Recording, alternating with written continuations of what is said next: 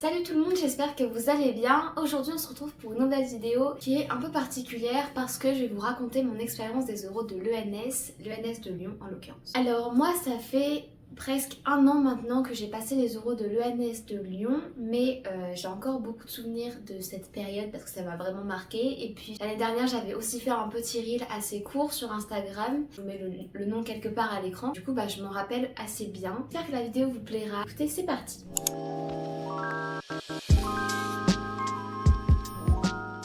Donc j'ai fait une prépa littéraire, donc moi j'ai eu mon bac à 16 ans et après j'ai fait une prépa littéraire de 2 ans, Hippocagne-Cagne, et en Cagne j'étais en spé histoire-géographie et en Cagne-Lyon. Moi j'avais voulu arrêter les langues anciennes donc j'étais partie à Lyon parce qu'en plus il y avait la géo dans le tronc commun. Mais bref, je vais pas vous refaire l'explication de ce que c'est la prépa et ce que j'ai fait. Ça, ce sera encore l'objet d'une autre vidéo sur mon expérience en prépa littéraire. J'ai fait cette prépa et moi ce qu'il faut savoir c'est qu'en arrivant en prépa, ce que je voulais c'était Sciences Po. Donc j'ai tout fait pour avoir, j'ai passé plusieurs concours et j'ai essayé plusieurs voies d'accès pour y arriver. Ce sera l'objet d'une autre vidéo que j'ai déjà tournée et qui me manque juste à monter. Je savais même pas ce que c'était l'ENS quand je suis arrivée en Hippocagne et puis ça a jamais été un objectif de ma part d'avoir l'ENS. À la rigueur, la seule chose que je voulais avoir à la base, c'était être SUSA ou admissible à l'ENS parce que on nous avait dit qu'il fallait avoir l'un des deux en Hippocagne, au moins la SUSA, pour être admissible aux IEP qui étaient dans la BEL. Donc la BEL, c'est la banque d'épreuves littéraires.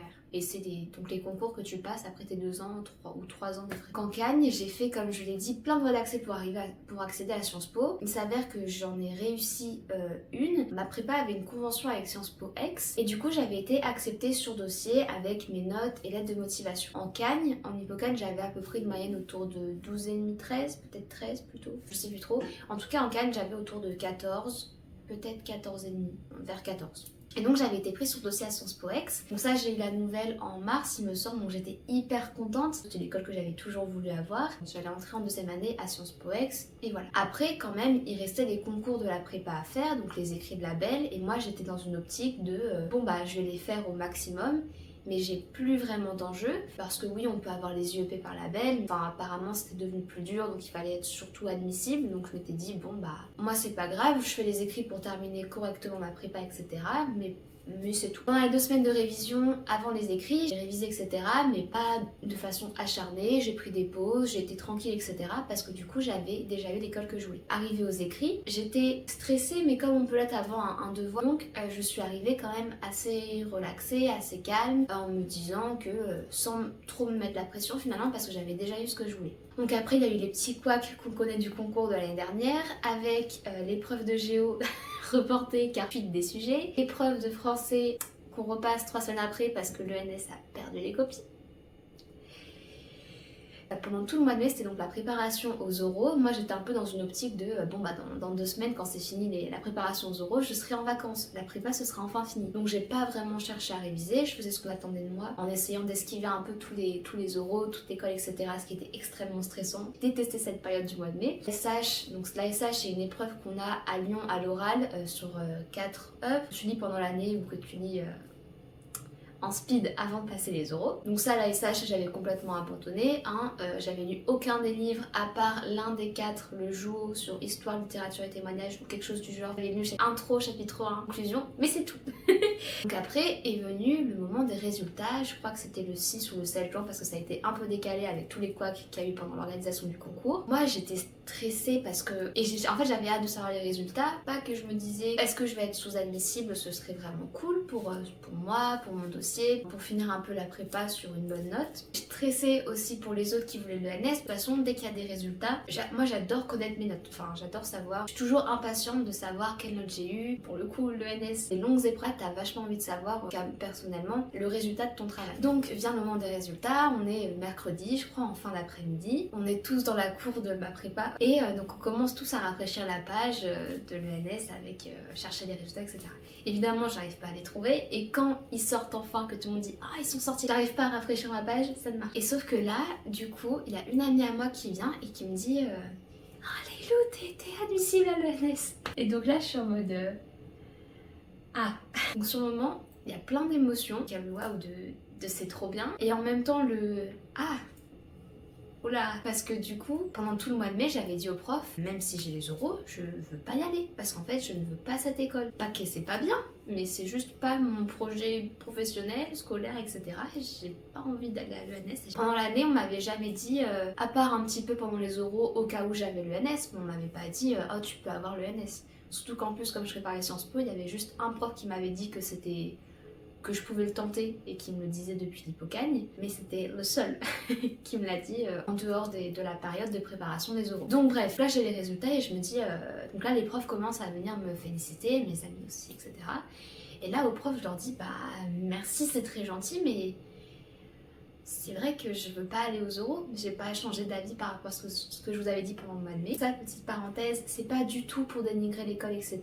C'est juste qu'en fait, sur le moment, moi je voulais aller à Sciences Po, c'était un projet qui était réfléchi depuis 3 ans et demi, que j'avais réfléchi, et c'était l'école qui me convenait, avec la manière des cours proposés, très ancrée dans les enjeux contemporains, etc. C'était ce que j'avais envie de faire. Et l'ENS, même si évidemment, c'est très très bien l'ENS, hein, je dis pas le contraire, mais juste c'est vrai qu'au niveau de la formation, c'est quand même plus pour former des enseignants-chercheurs, même si on peut faire plein d'autres choses.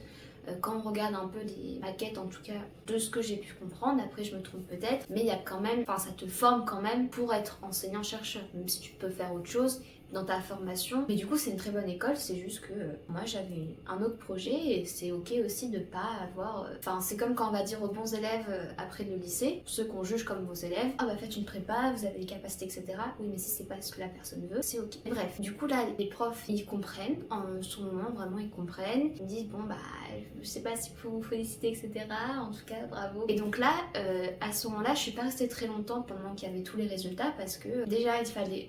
À ce moment-là, je devais aller voir mon copain. Et en plus, bah, c'est vrai que d'un coup, j'ai eu une nouvelle pression. Je me suis dit, oula, bah, même si je voulais pas faire, il faut que je réfléchisse quand même. Parce que là, en fait, j'étais l'une des seules admissibles dans ma prépa. Et du coup, j'avais vachement le truc de pression que j'ai ressenti, que je me suis aussi mise de moi-même. De me dire, putain, syndrome de l'imposteur, on va penser que je suis ingrate, caprice, pour qui elle se prend, pour attirer l'attention, etc. Donc bref, je suis rentrée chez moi. Là, j'en ai beaucoup discuté avec mes parents, ma famille. Et j'ai dit, du coup je savais pas trop quoi faire au début, j'étais en mode bah je sais, enfin j'étais très contente d'avoir eu, j'étais hyper fière de moi et tout, c'était pas la question. Mais c'est vrai que j'étais plutôt dans l'optique de bah j'ai déjà l'école que je veux et j'ai tellement taffé pour avoir Sciences Po, c'était vraiment le truc que je voulais. N'empêche que quand on te dit que t'es admissible aux oraux, tu peux pas t'empêcher de le considérer parce que c'est quand même une excellente école et surtout il y a l'argument financier qui moi a joué aussi dans le fait d'aller passer les oraux parce que c'est quand même super d'être payé pendant tes études. Donc j'ai beaucoup réfléchi, j'ai discuté avec mes profs au téléphone, j'ai parlé avec des gens qui avaient fait l'ENS il y a quelques temps pour un peu savoir quoi faire. J'étais un peu perdue. Mais après à ce moment-là, du coup, je retournais plus en cours, plus en prépa, donc la pression c'était moi qui me la mettais tout seul à ce moment-là et en parlant avec les gens qui avaient fait l'ENS, je voyais bien que c'était dommage de pas vouloir passer les oraux. Donc finalement j'ai dit bon bah ok je vais les passer. À partir de là je me suis mise à beaucoup réviser, mais du coup fallait que je rattrape aussi parce que moi j'avais arrêté de réviser sérieusement, je m'étais pas dit que j'allais passer les oraux de l'ENS. Là j'ai envoyé des messages aux profs pour leur dire bon bah finalement je vais passer les oraux, j'ai changé d'avis. Donc là j'ai eu plein de cols publics, ça a été vraiment... Au niveau du stress, ça a quand même été vachement horrible et intense parce que du coup, bah, j'avais des cols, j'avais plusieurs par semaine. J'ai jamais eu autant de cols de ma vie. J'ai eu des cols en spé histoire, spé géo, etc. Je me suis un peu mise la pression parce que j'avais peur que dans le regard des profs, ils disent oh bah si elle est pas au niveau quand elle prépare ses cols publics, c'est parce qu'elle aurait dû plus faire avant quand on lui a dit de passer à l'oral, en mai, etc. Donc sur le moment, je me sentais un peu mal. C'est pas ce que les profs me disaient, ça par contre, c'était moi qui me disais toute seule. Donc ça a été un peu dur, mais j'ai révisé au mieux que je pouvais pour essayer de faire à fond. Surtout qu'à ce moment-là aussi, j'ai reçu des convocations pour les oraux des IEP de Lyon, Lille et Aix en master. Donc j'ai pas voulu passer Aix parce que j'avais déjà place en 2e année et que ça allait faire beaucoup trop. Mais bon, ça ce sera l'objet d'une autre vidéo sur comment j'ai fait pour intégrer Sciences Po. Parce que j'ai fait tellement de trucs, j'ai essayé de tout faire pour maximiser mes chances. Voilà, donc j'ai passé plein de cols publics et cette période elle a été un peu dure. Je voyais bien qu'il y avait des jugements de certaines personnes, élèves ou profs, qui comprenaient pas comment je pouvais ou j'avais pu ne pas vouloir passer les oraux. En gros, c'était ingrat, capricieux, etc. Par exemple, petite anecdote, il y avait 2 profs que je ne connaissais pas. En fait, il y avait un midi où j'allais passer une colle d'histoire, donc j'étais assise tranquillement dans la cour, j'étais en train de manger, donc dans mon coin et pas forcément à l'endroit habituel où on mangeait parce que quand je suis stressée, j'ai besoin d'être dans ma bulle, toute seule, etc. Et donc là, je vois 2 profs arriver, donc ils font leur vie, voilà. voilà. Et en fait, il commence à dire ouais, je sais pas si t'as vu, il y a une élève qui veut pas passer les oraux de l'ENS, n'importe quoi, en gros pour qui elle se prend, etc. Et puis après, ils ont continué de parler comme ça, et puis ils sont partis.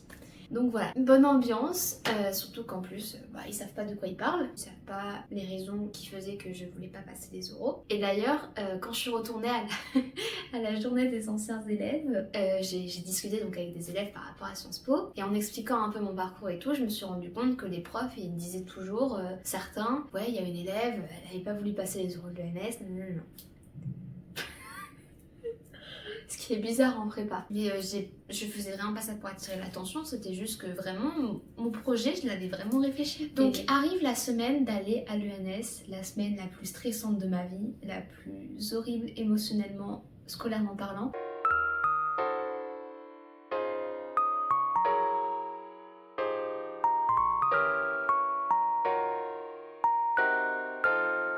Maintenant, c'est devenu un point de référence au niveau de mes études où je me dis rien ne pourrait être pire que cette semaine aux oraux de l'ENS. Parce que vraiment, c'était compliqué. Donc je suis arrivée, je crois, le samedi ou le vendredi, parce que je crois que j'avais un oral le samedi et le dimanche j'avais rien.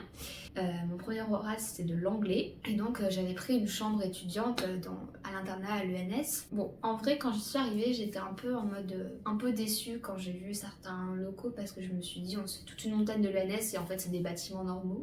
Enfin, ça paraît logique, mais c'est vrai que ça fait un peu bizarre, mais après les jardins, c'est vrai que c'était très sympa. En plus, il y avait le Crous qui était intégré dans le lieu, donc franchement c'était cool. J'ai jamais été aussi proche de mon lieu d'études. Voilà, donc j'ai passé mes oraux cette semaine-là. En parallèle, j'avais aussi les oraux de Sciences Po Lille le lundi et l'oral de Sciences Po Lyon en visio aussi le mercredi. L'oral de Sciences Po Lille, c'était pas très bien passé, mais moi, l'oral que je voulais vraiment, c'était Sciences Po Lyon. Parce que pour le coup, l'ENS, c'était en mode bon, je fais, mais voilà. Mais le truc que je veux vraiment avoir, par contre, c'est l'oral de Sciences Po Lyon, parce que là je pouvais intégrer, en fait je pouvais être prise en master, du coup moi c'était affaires européennes, être prise en master, mais comme j'avais fait que 2 ans de prépa, je pouvais faire ma L3 dans Sciences Po et donc valider le diplôme entier de Sciences Po Lyon, tout en ayant la chance de partir 6 mois à l'étranger. En Finlande, enfin du coup moi je suis partie en Finlande. Et voilà, donc ça c'était vraiment celui que je voulais avoir, et c'était l'oral le plus important de ma semaine. Du coup, je faisais quand même sérieusement les oraux de l'ENS, c'était extrêmement stressant. J'essayais de réviser au maximum, mais je tournais en rond avec moi-même et mon stress.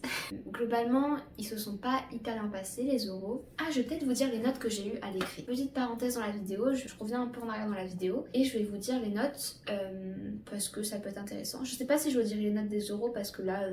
j'ai pas eu des bonnes notes. Du coup, pour mes notes, j'ai eu en épreuve d'anglais, donc en commentaire et traduction, j'ai eu 14,5. En géographie, j'ai eu 18. Donc ça, c'était la meilleure note. J'étais super contente quand j'ai vu la note. En philo, j'ai eu 13. En histoire, tronc commun, j'ai eu 13. En français, j'ai eu 14. Ma meilleure moyenne de toute ma vie en dissertation en français. Parce que j'étais nulle en terminale, en dissertation en français, j'étais plus forte en commentaire, mais bref. À l'écrit en spé géo, j'ai eu 15,5 et à l'écrit en spé histoire, j'ai eu 15,5. Donc voilà, donc au niveau de l'admissibilité, ça m'a fait 117,50 points. La note du dernier admissible au concours, c'était 113. En vrai, j'étais plutôt dans la fourchette basse des admissibles. Enfin, en fait, je sais pas jusqu'à combien ça allait. Oui, du coup, cette semaine, les oraux, ça a été vraiment dur. Je vais pas rentrer dans les détails pour chaque oral, mais globalement, les seuls qui se sont vraiment bien passés, ça a été le français et l'ASH. L'ASH, c'est du coup l'épreuve que j'ai la mieux réussi, alors que vraiment j'avais lu aucun des livres. Donc pendant tout le mois de juin, j'ai lu tous les Atlantes sur les livres d'ASH. Vraiment, je sais que les Atlantes, ils ont des qualités un peu, enfin ça dépend, mais en tout cas pour moi, ça m'a sauvé mon oral d'ASH à l'ENS. En plus c'était hyper court, c'était hyper synthétique. Après j'avais eu un peu des cours sur ça aussi pendant le mois de mai, mais comme j'avais plus ou moins écouté, etc., parce que je pensais pas aller à l'ENS honnêtement. Les oraux, comme j'ai dit, se sont pas très bien passés, mais juste pour vous dire les sujets sur lesquels je suis tombée. En anglais, c'était un sujet que j'avais pas du tout vu en cours. Donc là, quand j'ai vu ça, j'ai un peu été prise de panique et j'ai essayé de faire quelque chose, mais ça a été compliqué. C'était sur les Cacheté Societies, donc c'était mon épreuve de presse. Après, en PGO, je suis tombée sur la forêt, le château de Chambord. Donc là, c'était le sujet que je voulais pas sur les forêts, mais c'est pas grave.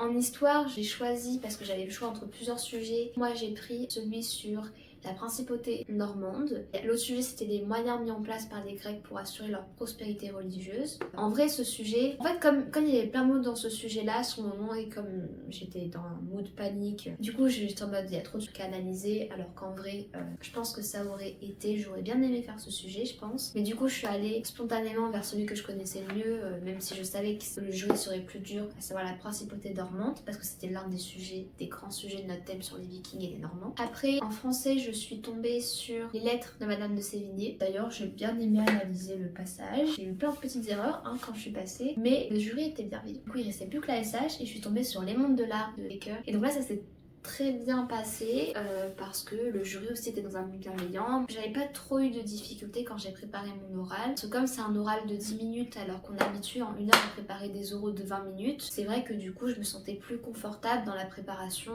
Par rapport à ces oraux, il y a un truc que j'aimerais dire, c'est un peu mon coup de gueule, que je trouve vraiment pas normal, c'est qu'il y a plein, et si vous allez passer les oraux de l'ENS, il faut en être conscient aussi. Je pense que là je parle pour Lyon mais je pense que c'est pareil à Paris, pour les autres ENS aussi. Mais il y a quand même des fois des jurés qui sont vraiment juste pas bienveillants et qui te font sentir comme si t'avais rien à faire devant eux. Et ça c'est pas juste un truc de toi qui imagines etc.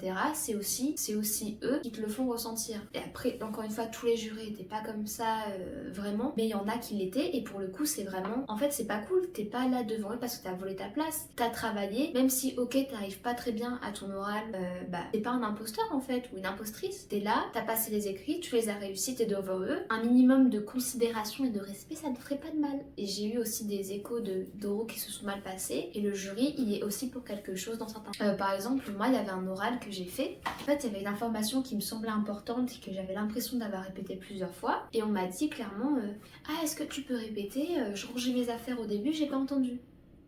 Donc toi, quand tu arrives dans la salle, il n'y a pas de t'as fini, t'as pas fini, tu dois faire ton oral dès que le chrono commence. Donc le minimum, c'est d'avoir l'attention du début à la fin des jurés. Du coup, comme je l'ai dit, tous les jurés ne sont pas comme ça, mais c'est vrai que c'est désolant. Et puis quand je parlais aussi avec des gens qui avaient passé l'ENS il y a plusieurs années, oui, c'était en mode c'est désolant qu'ils en soient toujours là à vouloir déstabiliser les élèves. Parce qu'il y en a, c'est vraiment juste ça, hein. Pas tous.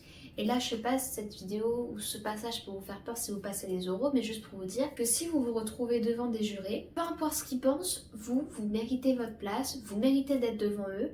Eux, s'ils ont un a priori négatif ou s'ils essaient de vous déstabiliser, c'est leur problème, c'est pas le vôtre, vous savez pourquoi vous êtes là. Et ça, faut en être conscient, il faut vraiment se préparer aussi à se dire je fais mes oraux, etc.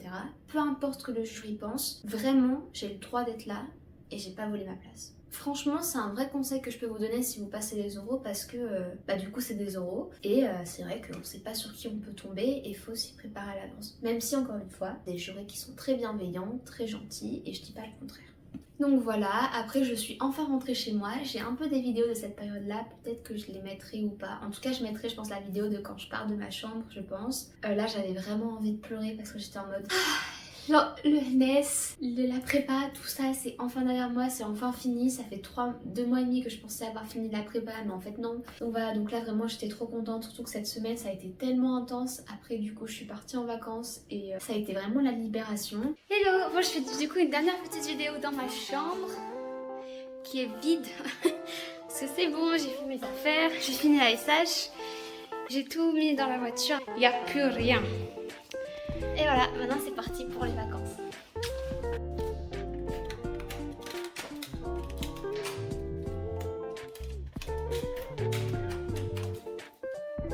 Je suis revenue à Lyon pour avoir les résultats quelques temps après. Là, bon bah j'ai pas été prise. Sur le moment évidemment j'étais un peu déçue parce que je m'étais dit dans ma tête bon si j'ai l'ENS, du coup peut-être que je vais tout reconsidérer, aller à l'ENS. Pas vraiment honnêtement pour... Enfin je sais que la formation évidemment, ouais c'est l'élite etc. C'est sûr que oui c'est une très bonne formation, mais surtout il y a l'argument financier qui moi était quand même assez important pour moi. Évidemment c'est pas hyper glorieux de dire ça, mais c'est le cas, il y a quand même le truc d'avoir un revenu pendant tes études, c'est beaucoup plus d'autonomie, c'est pour aider ses parents etc. Quand t'as la chance que tes parents t'aident, si toi aussi tu peux subvenir à tes propres besoins, bah c'est quand même pas négligeable. Donc sur le moment j'étais un peu déçue, mais en fait je pense que c'était quand même pour le mieux parce que déjà j'ai eu Sciences Po Lyon et ça par contre c'était vraiment important pour moi de l'avoir et du coup entre Sciences Po Aix et Sciences Po Lyon, pour des raisons personnelles, du coup j'ai choisi d'aller à Sciences Po Lyon parce qu'en plus je redoublais pas une année, donc franchement pour moi c'était tout bénef. Et puis j'étais prise dans un master que je voulais faire, donc sur le moment j'étais un peu déçue, mais en vrai d'avoir réussi les écrits de label ça m'a quand même permis d'avoir l'ENS et je crache pas sur l'ENS, c'est pas le but de cette vidéo. Je regrette pas d'avoir fait les oraux non plus, ça m'a fait une expérience. Je sais plus le début de ma phrase, mais c'est pas grave, on va continuer sur d'autres phrases. Donc du coup je regrette pas d'avoir fait les oraux, mais c'est vrai qu'on m'a dit oui ce sera une expérience etc. En l'occurrence, c'était vraiment une expérience. Je garde vraiment pas un très très bon souvenir. Comme je l'ai dit, c'est devenu mon point de comparaison maintenant pour tout ce que je fais dans mes études. Mais bref, c'est pas grave. Et du coup, voilà, à ce moment, oui, t'es sûr, t'es toujours un peu déçu parce que, en fait, quand tu fais quelque chose, en général, quand même, tu veux y arriver, tu vas aller jusqu'au bout de la chose. Je peux vous dire les points que j'ai eus. J'ai vraiment pas eu des très bonnes notes aux oraux, qu'on soit honnête. Voilà, à part en ASH où j'ai eu 13, mais sinon j'ai pas eu des bonnes notes. Mon total général, j'ai eu 175,50 et le rang du dernier admis c'était 201. Voilà, donc j'étais un peu loin, on va pas se mentir. Mais en vrai, du coup, j'avais quand même Sciences Po Lyon et Sciences Po Aix que j'avais toujours voulu avoir. Sur le moment même, j'étais un peu frustrée parce que j'étais en mode j'ai fait l'UNS etc. et je vais être déçue pour ça.